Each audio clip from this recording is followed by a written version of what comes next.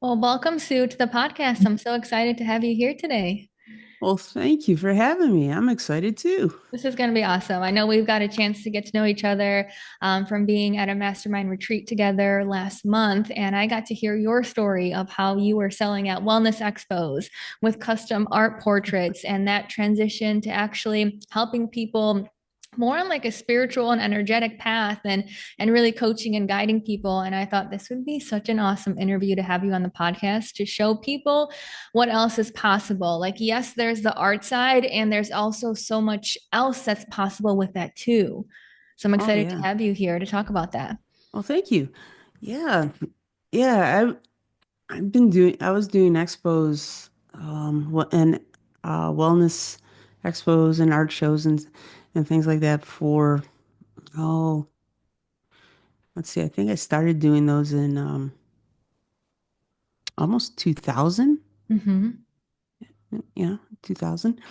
And when I would do the portrait, it was so much fun doing the people's portrait because they sit down with you and for for about 20 to 30 minutes. I'm doing their portrait in watercolors and painting their totem animals. And when I'm doing that, I get to see the person. I get to know the person and explain to the person what I see around them. And because of their totems, they're like, well, wait a minute. How'd you know that about me? I don't understand. And it's because of the animals that I was seeing around them that lends themselves to their personality. And in that process, it's really exciting because they're like the person feels seen, they feel heard, they feel validated, and then they go, "Well, what else do you do?" I'm like, "Well, here, let me give you my brochure. I'm doing a retreat this next month. Why don't you come?" And I was doing a class retreat that was either 1 weekend a month for 7 months or 2 week format. And that 2 week format was probably one of my favorites. And people would come stay with me for 2 weeks and have a massive transformation when they leave. And that Yeah. and it was all about learning how to hold a healing modality from the Mayans, Mm-hmm. in this process. So, That's beautiful. And I want to take us back to how you started with your artwork, the very beginning, because you mentioned you're doing watercolor and it's animal totems.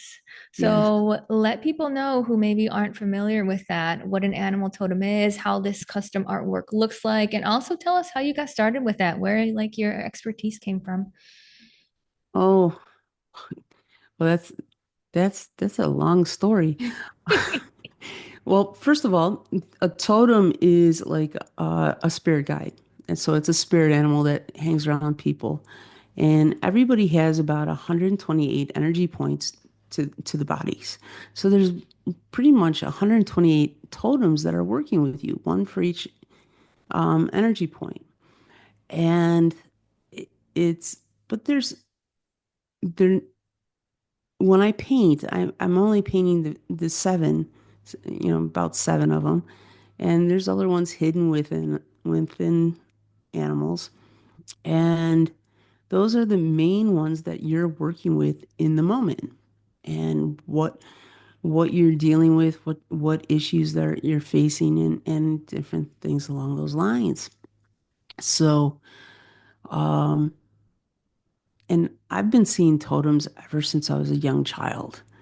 And, I would go to out with my mom, like to the grocery store. And there was one day I will never forget.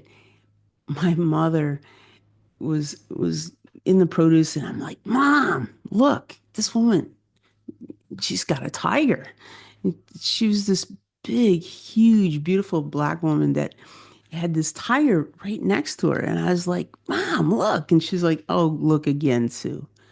So in that moment in time, I realized not everybody saw things like I was seeing. But thank God that my mom didn't didn't squash it. She actually eventually just kind of gave up on me and took me to work with some native elders to to really learn what totems and what I was seeing and what they meant and how to work with them. And so I think I was about 14, 15, around there. And later in life, when I was going to college, I was studying psychology and art. And we had to have a fine art show to graduate from this one college. And my professor, her name was Jackie, and I loved Jackie very much. She was a great mentor. And Jackie insisted that I have this show, because I was transferring colleges, and she was like, "But what about your fine art show? You have to have it." And I'm like, "Well, I'm going to transfer college, but you have to have it. You must promise me this." And I was like, "Sure, okay, I will have a fine art show." And years and years and years later, Jackie was diagnosed with stage 4 cancer, ovarian cancer, and she really didn't have long to live. And I was always taught you don't live life with regrets, you know, do your best not to have regrets. And so as soon as I heard this, I was like, I have to have a show. Now, you would think every art show needs a theme. And so, I was like, okay, what's my theme? And I decided that I was going to do these portraits of people that really mattered to me, that influenced me in my life. And so when I when I thought about that, I was like, well, it can't be just an ordinary portrait. Why don't I paint what I see around them? So that's when I started painting the totems around people and put it up on a show. And I was thinking that this was going to be a one-time thing. I didn't realize that it was going to become a lifelong passion and journey that was taking me. Mhm. And it did. It took me on a journey. Once that show went up, it was, I had a bookstore in Rochester, New York, contact me and asked me to come and do portraits. But little did I know that when they did that, they were also inviting a bunch of different shamanic people to come in and sit and have their portrait done, just to say, yeah, she was right or she was wrong. Luckily for me, I was right. Wow, that's incredible. So how many shows, have it be art expos or wellness events, did you end up doing? Because it sounded like you had this gift from a young age. And then it transformed into, let me help show people these animals, spirit guides around them through these custom portraits. And you had your first art expo that sounded like it just took off from there. So what did your business, your specifically on the art side, look like after that? What were you focusing on? Well, what happened was after that first art show, um, and then getting asked to go to the bookstore to do private portraits, I started looking around at different wellness expos and different formats along those lines to take the artwork, to sit down and do people's portraits. And it turned out where, did you know there's almost a show every weekend, Oh yeah, every month, of every year. somewhere? Yep. And so I think that's exactly what started happening is like I started searching out all the expos that that I could possibly go to. And, I would do little ones.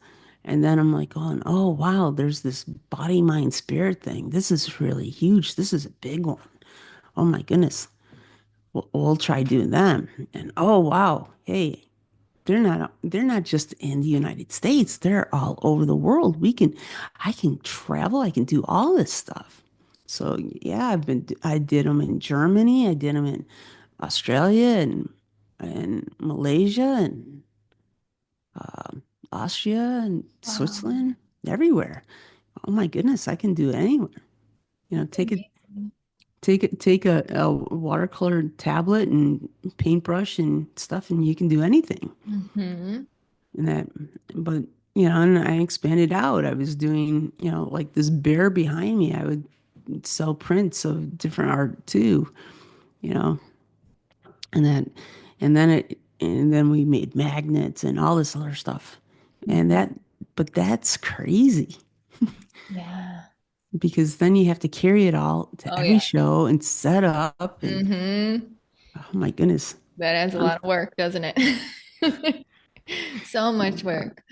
Okay, so talk me yeah. through at what point did you realize and start to then offer additional items to people that you were painting their animal totems? Because at the beginning you mentioned, oh, when you're doing this custom animal totem portrait, watercolor of the individual and some of the main animals you see around them, this beautiful piece, you're really getting to know them. And then they're saying, wow, oh my gosh, you know so much about me. How do I keep working with you? So what was that initial light bulb moment that you're like, I can offer more? I can offer this beautiful custom animal totem portrait and more. What was that moment like? Oh, that was really that was like a light bulb moment, yes, because when during the process of doing these shows, I was also being trained on how to do healing work and different healing styles. And so when I started to do the retreats and do teach what I was learning, I was like, well, how do I get people to come to this? How do I get people to know me? Because the retreat it's $6,401. Okay. So how a person picks up and reads about this this retreat and learn about it, they're like, wow, that's a lot of money. That's a lot of money. So here it is. I have this person sitting with me for 30 minutes. They get to know me and they get to trust me. They feel me. They feel my energy as much as I feel theirs. And because of that, they were able to say, okay, yeah, I want to sign up. And it's like, great, you know, I'll see you next month, and next person sits down. So that light bulb moment was really when I realized that I have a way of being able to sit there and talk to someone for 30 minutes. And what's interesting is, yes, I'm doing their portrait. I'm getting to know them and talk to them. But there's people that are going to be standing right behind me, watching me do that portrait, watching my interaction and watching me work with them. And they want whatever that energy is, they want that too. And so they'll pick up the brochure on the class, they'll pick up a brochure on the portrait, and and I hear from them as well because of that excitement. Mm-hmm. Now, you mentioned you learned some other modalities that you were then teaching at your retreats and that you work with people on currently. Can you give us some examples of what some of those modalities are? Well, the modality actually is called Divine Intervention Spontaneous Remission. That's the long name, or DI for short, Divine Intervention. And it comes from the Mayans, and there are a lot of different little classes within that itself. And that's pretty much what I teach along those lines. And, you know, we've been setting up other other classes and stuff like that. My partner and I. Um, in fact, we have a class coming up called Reclaim Your Power, and that is a free 3-day class that's online right now. And then we're doing another class called the Ring of Power. Mhm. So we're really excited about that. Yeah, and I want to dive into this a little bit more because you started with the art expos and wellness expos, then you had retreats, and now you're actually doing more, like you mentioned, these classes. I don't know if you call it coaching or teaching or spiritual, energetic work, but essentially people work with you, and now it's more virtually. Is that right? Yeah, pretty much everything we're doing right now is virtual, and we will have one retreat a year in person, um, or every other year, something like that is what we're looking at. But everything right now is pretty much virtual, Mhm. online. Even the portraits, I'm still doing portraits for people where they either send me a photograph or we set something up on Zoom and do it. And that's the the direction that we're going is online. Mhm. I mean, it makes life so much easier. I don't have to travel so much. I don't have to lug so much. I don't Mhm. have to pack my car all the time. Mhm. So You know? is it safe to say you don't do any art expos or wellness expos anymore? Is that correct? It's pretty safe. Yeah. Yeah. Okay, so let's dive into a little bit more on some of the actual like courses and teachings that you do offer now. Because one part of this episode that I love, especially during the series, is sharing with other artists or product-based business owners how, like, what other options are out there. And you're a perfect example of you turned that into hosting retreats, and now you're doing these digital classes and digital products. So if someone signs up to work with you currently today, and it's not a retreat, it's more online, did one of your digital products, what is that experience like? What are you teaching them? What's one of your programs? I know you have a couple, but which one do you want to highlight and tell us about and just tell us what you do inside that? Oh, wow. Um, well, currently, I would have to say one of what I would like to highlight, I would think it would be the uh,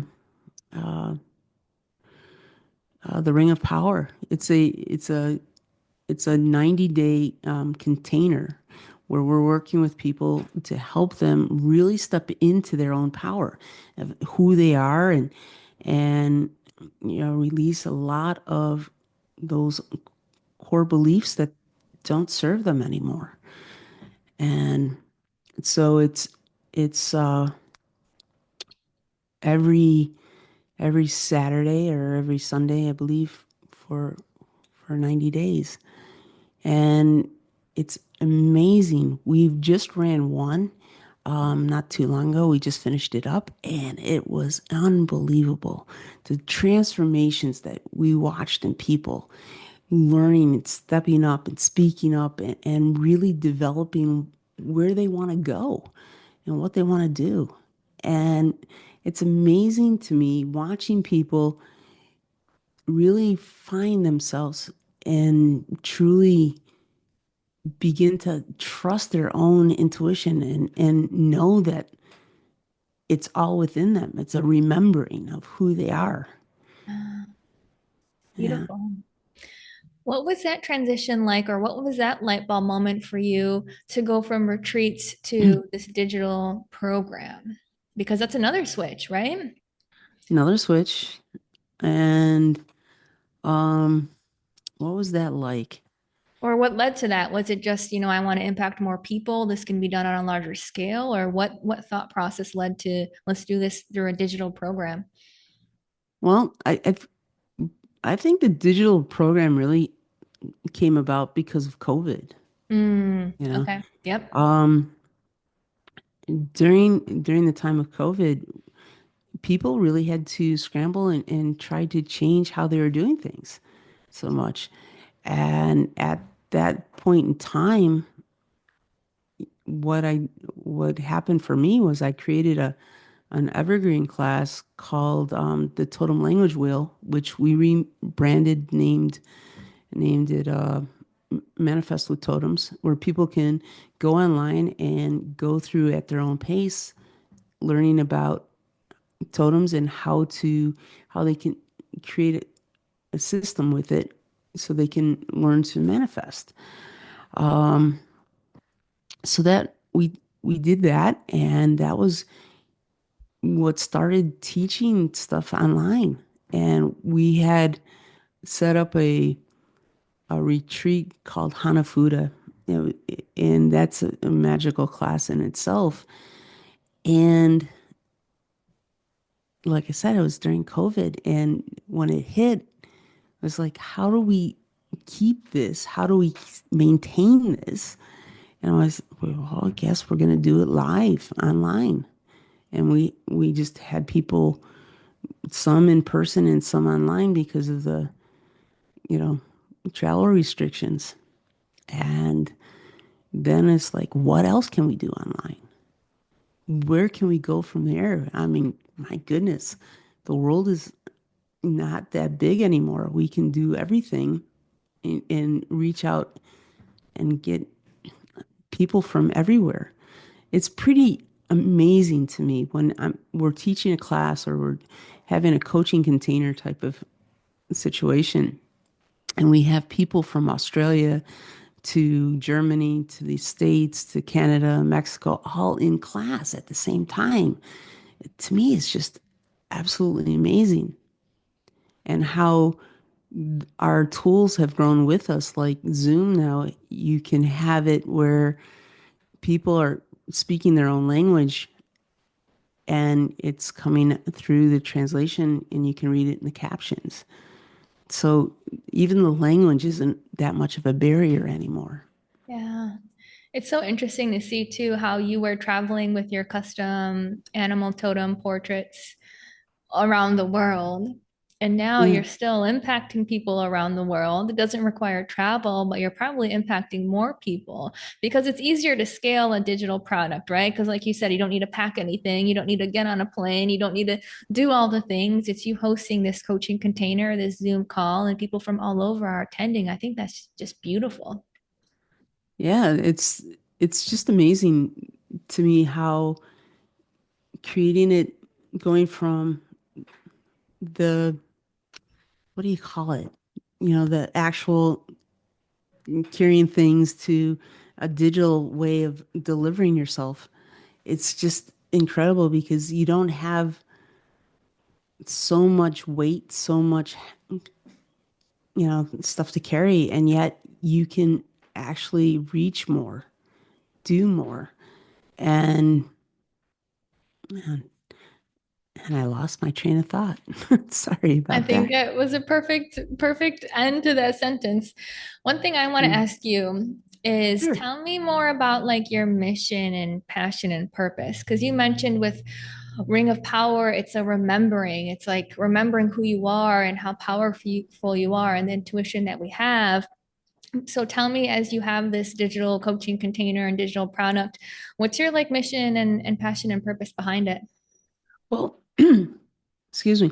Well, one of the things that I have noticed in my partner, Jamie, we've noticed we've taught a lot of healers and we've worked with a lot of healers and getting people out there with their gifts, such as like me with my seeing totems and knowing how that energy actually impacts the body of someone.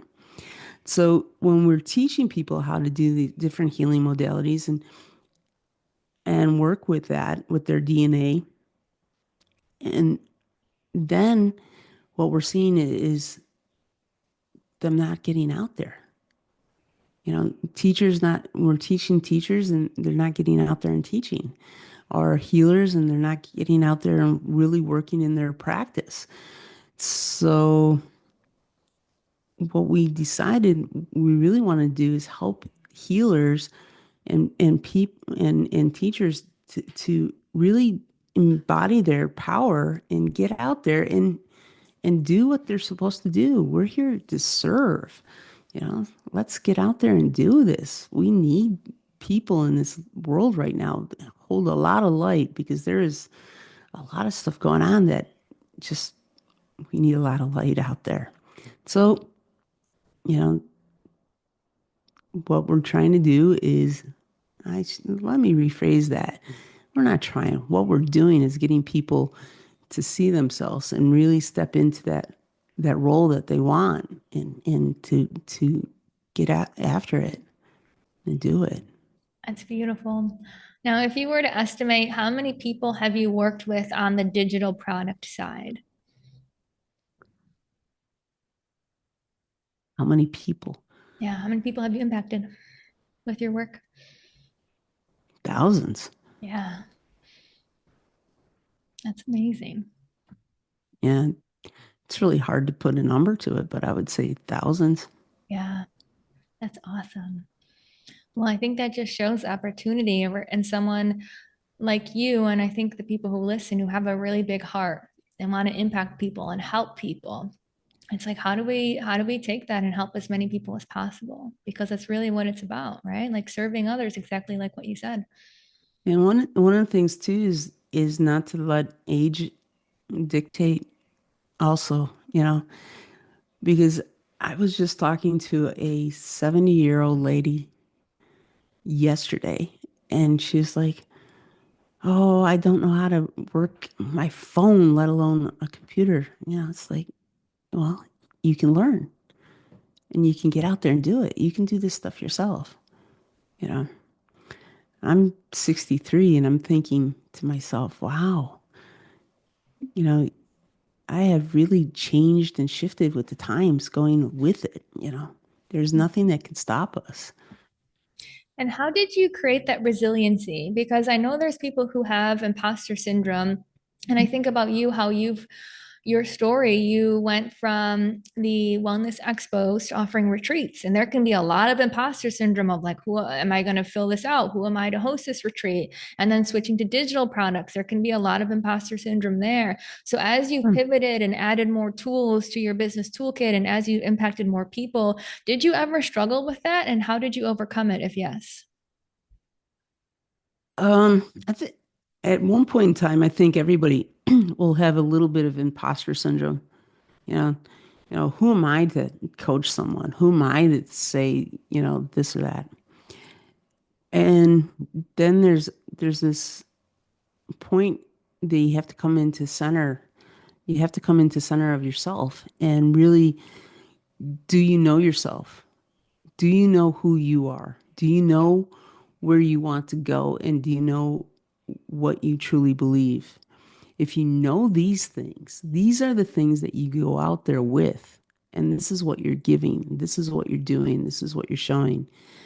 And for healers, one of the things for healers that go out, when they go out and do things, they get challenged. They'll get challenged very much because, well,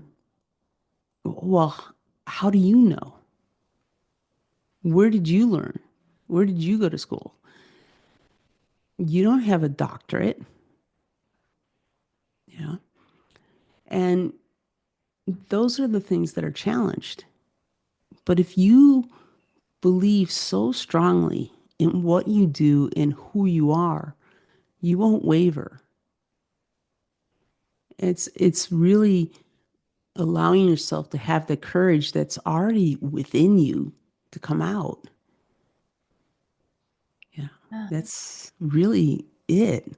And yes, there is at times I think I think I struggled more with imposter syndrome when I worked as an art director than I did as a healer. You know, because when I started as an art director, it was just when computers were coming out.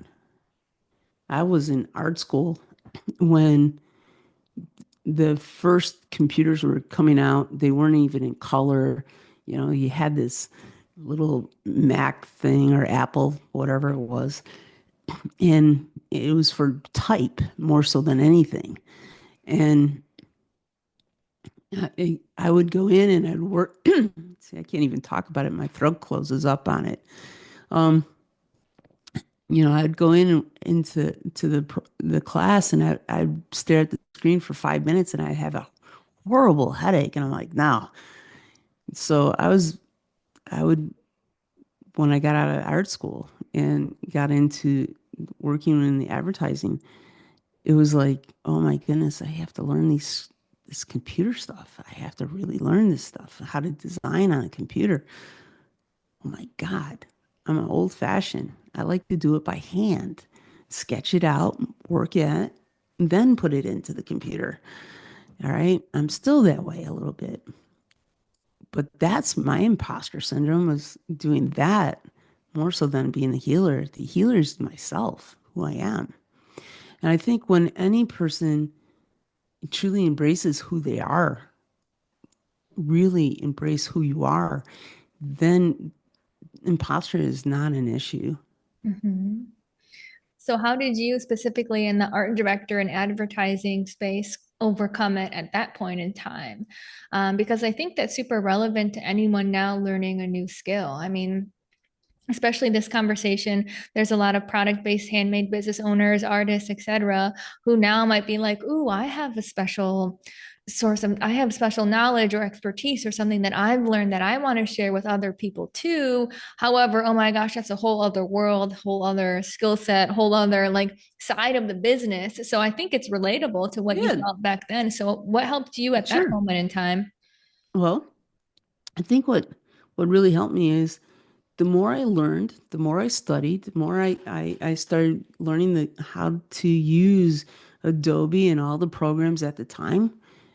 The more you, the more familiar you become with it, the more authentic you become, right? You Mhm. know, it's like the more you learn something and the more you practice it, the more it becomes part of who you are. So, yeah, okay, if you're a skincare person and you're knowing how to make all that stuff and you're going and you're selling it and you're taking it online, you have to learn how to do the business aspect of it and talk about it and teach people how to make it maybe or whatever. Yeah. And the more you do it, in you get to, wow, I've learned how to do this. Now I'm learning how to do this. And now I can talk about how I did all of it. And isn't that isn't that you? Yeah, Yeah. I that's love me. Yeah. And I perfect. think that's the beauty of what we have in life. We can make it into just about anything we want. And we can Mhm. make it as big as we want to go. Yeah. If you can dream it, you can do it. Yes. 100%. And I think in addition to that, of, if you can dream it, you can do it. I want to talk about your animal totem cards. Because we've talked about the amazing journey of your business and the Oh, different direction it has gone. And now you have an animal card deck, which I have one and I absolutely love it, which has your own watercolor paintings of the different animals, right? And then you yep, have your own depiction from your own learnings of what the different animals mean. So tell us about that. sure. Well, that in itself is a 30-year journey, Wow. and that because the reality was is one of my heroes, and mentors in a way. I've worked with him on numerous occasions. Was Ted Andrews, and he wrote the book Animal Speaks long time ago. Yeah, I have that book. No way. So, oh my Yeah, gosh. So do you know him? yes, I did. He's Okay. passed away since then, Oh, a wow. while back. Yeah. Ted Andrews, I got to work with him a few times. And, you know, and I was like, I want to write my own book. And so it was always intimidating to do that because I'm dyslexic. And so, and I lived with that story for 30 years. I can't do this. I can't do this. I can't do this. I tried writing. I would try writing it out and I'd get frustrated. But then I would try drawing the painting. I would do a painting. In fact, the painting behind me, the bear was supposed to be in the first deck that I was going to design. I was going to do it that style. And and I would get the paintings done, but I couldn't get the writing done. I couldn't get the writing done. And then being at a retreat, getting challenged myself, am I willing to put the story down? I was thinking, that is over, that is such an old story. I'm ready for it to be buried. And so that was in August of last year. And the next retreat was in December. And I told myself I wanted to bring the book to show these people what I did. So this is where being an art director and having working with products really helped out, because as soon as I got home, I knew that I wanted 44 cards. I knew that the book had to have at least 110 pages. So I called the printers, got a quote, started backwards, working backwards, going, okay, if I need this in my hands by this date, when do you need all the artwork, all the written material, everything? So when I got my date, I was like, oh, I only have a month and a half to get it done. And so that's exactly what I did. And for a month and a half, exactly, I figured out how many paintings, how much needed to be written, everything along those lines. And during the process, I held the energy in each painting, each card of the Hono Nono Pono prayer chant. Did I say that right? Yeah. And so every painting, I would say, had um, that prayer chanted at least 50 times. The energy of the divine intervention with the dimension and frequencies and the healing that I do was held during the whole process as well. So the energy of the cards themselves, to me, is spectacular, besides the written information on them. And getting that done was such an accomplishment for me, because it was something that has always been inside me wanting to come out. Now, I do apologize to all those people that have bought it and are buying the ones that I have left until the second print, that the printing on the book is so small. I think it's perfect. I have the book and I think it's perfectly fine. It's Oh, okay. I thought good. that I'm looking at the print going, my goodness, it's so tiny. I think it's so good. And I mean, like you said, the energy of those cards and the beautiful paintings of these different animals. And if for someone who hasn't used a card deck before like this, explain to them how they use it and how to like bring a practice around with it. Oh, you can use it as it's an oracle deck, so you can pull out one card a day to ask what is your day going to be like? What do you need to look at, and just use a one card spread. Or you can pull out three cards with a question for yourself, and the first card being the past, second card being the present, and then the third card being the future. And you just take a look at what each card means, and take a look at the artwork itself. Not just read the book, but look at it and depict what's going on in the picture as well for yourself, you Mm. know, Mhm. and it will guide you along the ways. There's different spreads in there for relationships and, you know, all types of things. Yeah, that's So, awesome. I love it. It's one of my favorite decks that I have. It's beautiful. well, So thank you. you've done an amazing job with that, Sue. Thank you very much. Yeah. Yeah. So the decks and the totems and coaching with people is just one of the things that I really truly love. Yeah. Yeah. And it's a beautiful story of following what you love. And impacting as many people as possible, which is exactly what you're doing. So it's beautiful. I think that's what you're doing. Yeah. And I think that's why we get along and why we're in like the same circle of other coaches and people who just want to Hmm. impact others. You know, that's what it really Yeah. comes down to is how do you just spread a message and help as many people as possible? And the one of the things that really hit me hard and was when somebody pointed out what we're really here for. And it doesn't matter what business you're in. What you're really here for is to be of service.